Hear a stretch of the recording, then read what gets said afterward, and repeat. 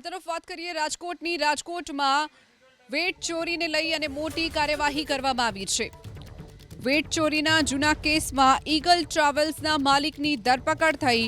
મનીષભાઈ ગોળવાળા અને જયુભાઈ ગોળવાળાની ધરપકડ કરાઈ છે। જયુભાઈ ગોળવાળાની અમદાવાદથી ધરપકડ કરાઈ છે, જ્યારે મનીષભાઈ ગોળવાળાની રાજકોટથી ધરપકડ કરાઈ છે। જૂના કેસને લઈ અને છેલ્લા ઘણા સમયથી તપાસ ચાલી રહી હતી। વેટચોરી જે જૂનો કેસ સામે આવ્યો હતો તેને લઈને મોટી કાર્યવાહી। વેટચોરીના જૂના કેસમાં ઈગલ ટ્રાવેલ્સના માલિકની ધરપકડ કરી લેવામાં આવી છે। મનીષભાઈ ગોળવાળા અને જયુભાઈ ગોળવાળાની ધરપકડ કરાઈ છે। જયુભાઈની અમદાવાદથી જ્યારે મનીષભાઈની રાજકોટથી ધરપકડ કરી લેવાઈ છે।